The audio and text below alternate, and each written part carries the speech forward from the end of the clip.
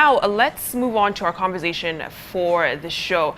Water management here in Kenya, we've been having a very heavy rainy season in Nairobi and various parts of Kenya, and flooding has been a big issue. People wondering, why do we go through droughts and then floods year in, year out? What are we doing about water harvesting? Well, to begin this conversation, joining me in studio now is Philip Holi. He is the technical director at Davis and Shirtliff. He manages the company's engineering, manufacturing operations across the region with a focus on projects in renewable energy and water treatment. Thank you so much for joining us. Thank you, Victoria. A very important conversation, given that it affects everyone when we're talking about water. Yeah. But before I get into the first question of whether we are indeed facing a water shortage or crisis, let's take a look at what the Water CS had to say on Sunday here on NTV when it came to water harvesting and the picture for Kenya moving forward. Take a look at this. As we speak now, we are not able to save because the dams are not ready. Okay. But I can promise Kenyans that all efforts are in place to ensure that they get, we don't have this, a repeat of this in another 3 years. We should have progressed. Next year we still have to do with the rationing of the water that we have, and fast-tracking these projects will be my main agenda in the next 1 year, to see whether if we can reduce the delivery time. And we've got to deal with greater supervision of these projects so that we can achieve faster. So basically at this point there are no short-term solutions. We can't expand the dams that we have, nothing. No, we cannot. But for Nairobi and the neighborhood, we are doing about 100 boreholes to mitigate and inject into the system of Nairobi. All right. And all right, Water CS Simon Chaligui there speaking to my colleague Trevor Mbija on what we're doing to deal with this looming water crisis here in Kenya. So, Philip, you work a lot with water. Yeah. Are we facing a water crisis now as we speak? Yeah, well, we either have too little water or too much water. Right now we have too much. But I think perennially Kenya goes through these cycles of not enough water or too much water. Right. And it's an issue we're facing now. Just a few weeks ago, before the rain started, we had a very serious water shortage in Nairobi.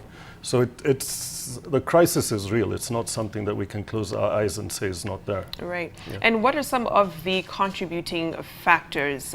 We could blame it on climate change, poor urban planning, poor drainage, but what are some of the bigger contributing factors? Well, I think the fundamental issue is that as the population grows, people need more water. Mm-hmm. And so there's an increase in demand for water as we rely more on agriculture. Agriculture basically needs water. We industrialize, industries need water. So everything we do creates a demand for water, whether directly or indirectly. And right. that is a fundamental issue. Then, of course, we have climate change, which is an increased or a reduction in the available supply of drinkable water. So those are the issues. And I guess the fear is people not wanting us to go down the path of, say, Cape Town, or where they're literally rationing. And we heard the Cabinet Secretary for Water saying we might have to do that come next year. He did say that we are waiting for 2 dams to be constructed. Dams have been here since time immemorial when it comes to reservoirs for water. Are they still a feasible solution to dealing with the water issues that we have, at least in this region? Well, I think when it comes to supplying water for a city, the only way to supply sufficient water is through a dam. Mm-hmm. A dam is the only big, large-scale water storage facility that's available. Right. So for cities, really the only solution is to have a dam that can hold sufficient water. Of course, the CS also mentioned the aspect of boreholes, and Nairobi does have quite a lot of boreholes. In fact, I would say much of the water needs in the city are actually satisfied by boreholes. Mm. Any person putting up a property, say a development or a hotel, is more than likely to have a borehole on the premises. Right. So moving forward, is that going to be something that most people will be looking to? I mean, when you're thinking about Ngaini Dam, for instance, being below the 50% level that it's supposed to serve Nairobi and its environs, are we looking at boreholes being maybe intermediate solution? I think boreholes will, I think the solution has many different facets. Okay. There's dams, there's boreholes, there's water conservation. There's no one-size-fits-all solution to the problem of water availability. It has to be tackled at many different fronts. At the national government level, dams are what they have the capacity to implement. At the institutional level, we would have boreholes. At the individual level, we have water recycling and awareness about water conservation. So it's something that we have to address at all sorts of different levels throughout the country. And when it comes to now water harvesting, we've seen a lot of rains, especially in Nairobi. The floodwaters come, which become more of a nuisance than a blessing. So how do we deal with managing that force of water and ensuring that we can use it for our benefit? Water harvesting is, again, a solution to the issue of lack of sufficient water. It's something that traditionally hasn't been very popular in Nairobi, and I think this dates back to colonial times, perhaps when there were restrictions about storage of water on your premises because it encouraged mosquitoes. But I think now we have to accept that we need to store rainwater and use rainwater to satisfy our needs for water. So it is water harvesting at the domestic level from your roof is one area that we should look at. Water harvesting at a slightly larger level where, and this is especially not in the city but outside where people do water pans and small dams is another aspect that we need to look at a lot more of. So when it comes to now rainwater harvesting, what are the various methods that can be used to be effective? For instance, you mentioned the rains that come from the roof area, maybe more from a corporate area where they have water pans, but what are other methods we can use for that? Well, the basic thing is to collect water that comes off the roof of your house. The thing about cities is that when a city comes up, traditionally what used to happen, or before we have cities, the rain would fall and soak into the ground and go away. But now with cities, you have increased surfaces, tarmac roads, parking lots, etc., where the rain doesn't soak into the water. So we need to look at ways of collecting the runoff water from water that goes into the drains. But again, I want to focus more maybe on what an individual can do in their houses. And that's basically collecting water that comes off your roof. So you need to have a tank. Tank can be maybe 5,000, 10,000 liters. And then have roof gutters that will collect all that water. That's the simplest thing anyone can do. Right. And the trick with rainwater harvesting is that when the rain starts, that water is probably dirty because your roofs have got a lot of dirt on it. So you don't want to collect that water. But once the rains have been going for some time, then the runoff from the rain is pretty good water. And with a little bit of treatment, you can drink it. So you mentioned treatment. What solutions are there? Because if you're dealing with runoff water, you want to use it for consumption, not necessarily use around the house. What options are there? So runoff water, basically you can look at things like filtration, and there's different levels of filtration from domestic use in the house to much larger scale systems. A simple solution for rainwater filtration is to have a small bucket filled with sand, clean sand, and have the water from your roof gutter basically pour through that sand, and it filters out most of the leaves and large particles in there. And that water generally is suitable for flushing toilets and that sort of thing. Right. And when we talk about, now that's the smaller scale, now larger scale, you mentioned dams, of course, being more of a preserve for national governments because they have the capacity to do that. But we've heard the UN saying that is not enough moving forward. We need to look at greener solutions when it comes to managing water or even harvesting water. So in your view, what could be those greener, safer, more environment-friendly options? There's a lot of different solutions out there. Greener solutions could be things like constructed wetlands where you have rainwater collecting in sort of an artificial wetland area, and the biological action of the bacteria in the wetland, as well as the plants like stuff like canna lilies, act as natural filters for the water. And then you can collect that water out, and again, it's generally safe to use for non-drinking purposes. Right. Yeah. And when it comes to other options, people keep thinking about Turkana. We have the aquifer there that was discovered a couple of years back.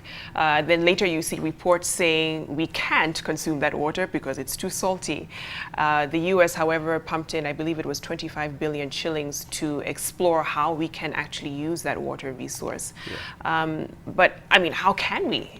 The problem with salty water is obviously you can't drink it. Yeah. It's not safe for human consumption. And unfortunately, the technology to make salty water safe for human consumption is pretty expensive. You'd look at desalination systems. And that is quite an expensive solution. But if it's the only option we have, then it's something that has to be done. Look at the coast, for example. They're looking at investing in 2 major water desalination plants to take water from the sea and treat it for use within the city. It's probably the same sort of thing we'll have to do in Turkana. Right. Cape Town as well. The reason there's a shortage, or one of the strategies they were implementing to address the shortage, was to look at desalination of water from the sea and pump it into the city's infrastructure. If that's what we have to do to use the water up from Turkana, it will come to a point where that's the only water we have available, and therefore we'll have to put in the money to do it. Well, that is not the hope. That's our only water resource moving forward. But you're talking about it being an expensive affair. And whenever you hear of desalination projects, it's in oil-rich countries in the Middle East that can afford to do that. But what expenses are we looking at if it becomes an option? Again, for a city-level desalination system, you're talking about probably millions of dollars. But desalination systems can be implemented at a small local and community level. So, for example, we have systems that we've installed in conjunction with a number of organizations up in the Turkana areas to take water from some of these boreholes that are too salty and take out the salt to make it available for use. And systems like that, you're looking at a cost of probably 40 US cents per liter, per 1,000 liters, sorry. So if you look at the running cost, it's not really that much, but you need a heavy capital investment up front. And what is the risk of us heading down the Cape Town way, for instance? They've already cut 60% of the water supply to the city.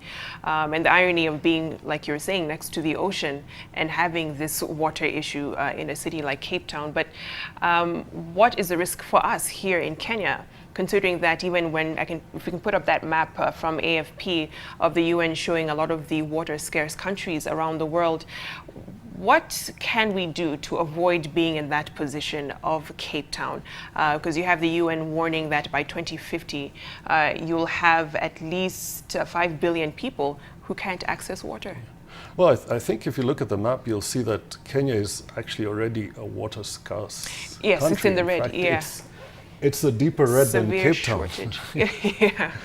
We have a serious water shortage problem.